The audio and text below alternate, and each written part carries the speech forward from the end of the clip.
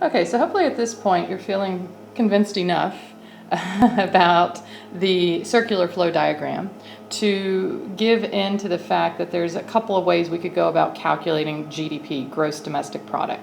What we're trying to calculate is the dollar value of what was produced in a country during a year. We could, using the circular flow diagram, add up the income that is paid to all of those who are selling their factors of production, or we can add up the expenditures by those households, and either one should get us in the same place. So for the expenditure method, then, what we want to do is consider who are our actors in the economy. And if you look at a full circular flow diagram, you'll see 4 actors. One is a group we call the households. Those are the ones that are also assumed to own all the factors of production. And what they do, what their spending is called, is consumption. We'll define these a little bit more in a minute. Right now, we just want to get familiar with the names.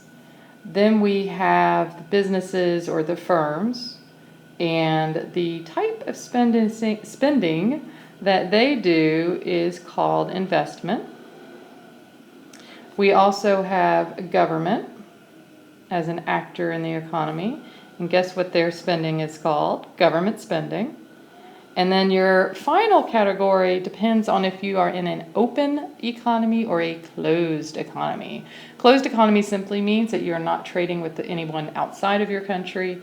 Obviously, we would do that for a simplified model because we're looking at something else that's more important.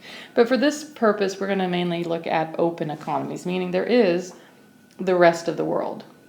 And so you can call it different things. You can call it the rest of the world. You can see the acronym ROW to stand for rest of the world. You can talk about foreign countries, but it's countries other than you that are buying and selling with you. And that one we call net exports. And we'll have to define what it's net of in just a minute.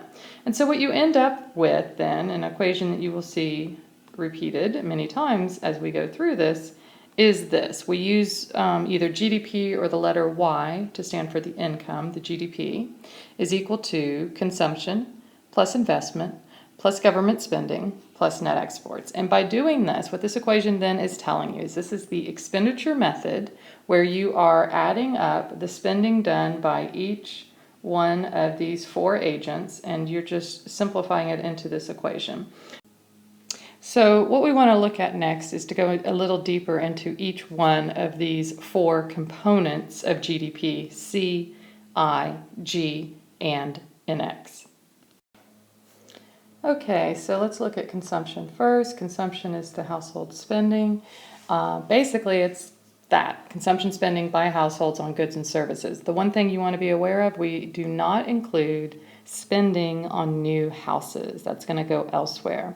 The idea with the consumption is it's generally going to be goods and services that you're buying, that you're using. They're not equivalent to investments that will last for years and years and years.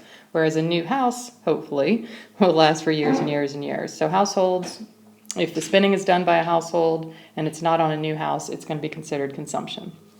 Businesses on the investment category.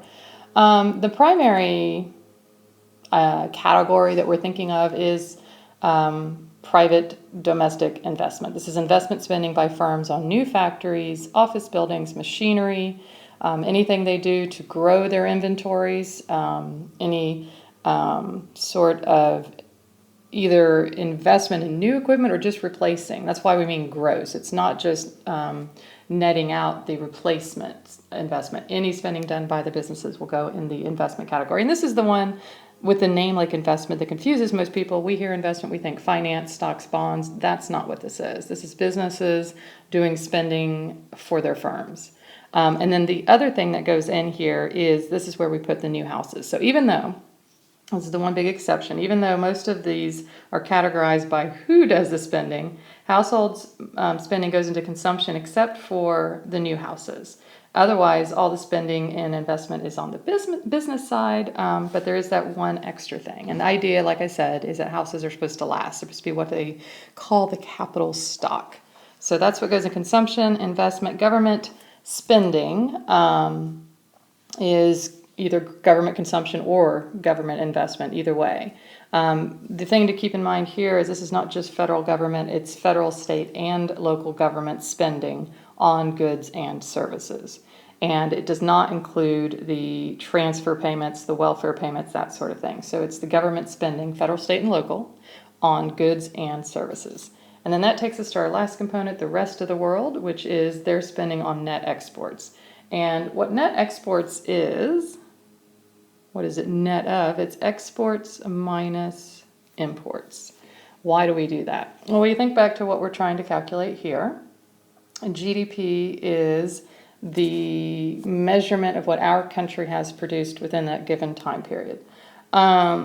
We did produce the goods that we are exporting, so we want to include those. We did not include the goods that we are importing. So the reason we need to subtract them out is if you go back up here to the consumption that the households were doing, that will include both stuff that was produced here and stuff we've imported.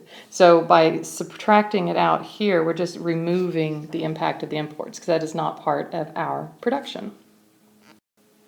All right, so there's one more aspect to the definition of GDP we want to have an understanding of so that we can start classifying examples into one of these four components.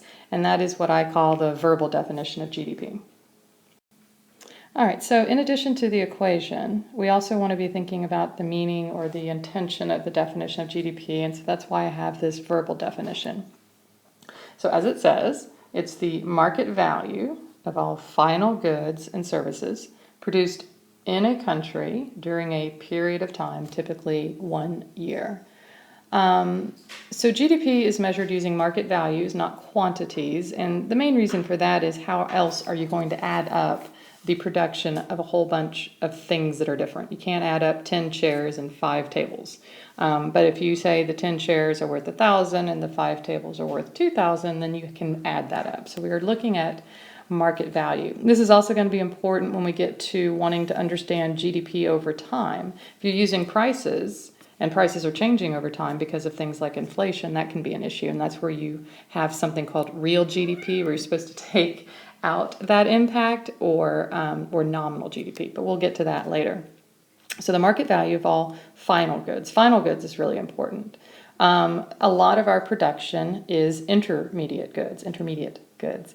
That's goods that are going to be used in the production of something else. So a final good or service is a good or service purchased by the final user. It's not going to be put into production with something else. It's not going to be, somehow reworked and resold. It's the final user. And the reason we want to only include the final goods is the value of the intermediate goods is already priced into the final good.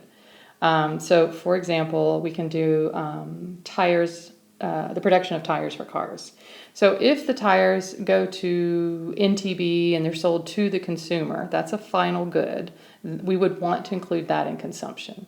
But when the tires were produced and sold to Ford, who then sticks them on a new car, we don't want to include that production value of them being produced and then given to Ford, because ultimately when Ford sells the car, those tires are now part of the final good and part of the value of the final good. So the reason we only include the final goods is you don't want to double count. If you included the production of everything we made, you'd be counting some things over and over and over again, and their value should already be part of the final good.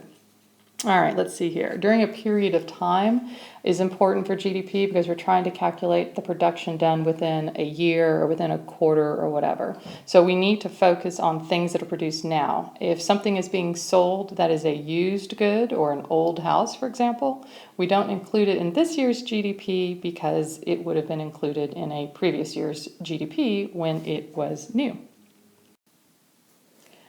All right, so wrapping this up then, if the value of every good and service that was produced and sold during the year was added up, would that be more or less than GDP? And this is where we get to the intermediate goods. If you're talking about everything that was produced, that will be more than just adding up the final goods. And that would also not be the right representation because all the value of those intermediate goods is part of the final goods. So computer chips that are produced to be put into products, we do not include their value directly, is the key word. We don't directly add their value to GDP because it's already indirectly there when the final good is actually produced and sold.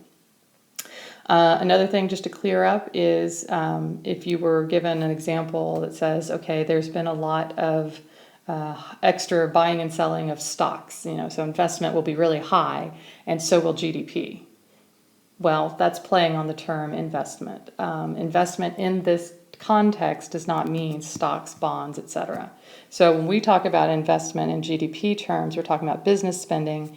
All that other stuff, stocks, bonds, etc., is something called loanable funds, and it's just a way for people who are saving money to get money into the hands of people who need to borrow it. That's a different part of the economy. So the investment we're talking about in the GDP is not stocks and that sort of thing. Let's see, what's another example? Houses. If you were asked about a house built in the year 2000 and you're being asked about the GDP of 2009, what impact would that have when it sells in 2009 on GDP in 2009? And the answer is it would not have an impact because it's an old house. Now, a house that was built and sold in 2009 would impact GDP. When the consumer buys the house, it will impact 2009's GDP because it's produced in 2009. But it won't be consumption. It'll be an investment because that's where new houses go. For the old houses that are bought and sold, the way they could impact current GDP would be maybe the commission that's being paid to the realtor, because that is a service being provided in that year.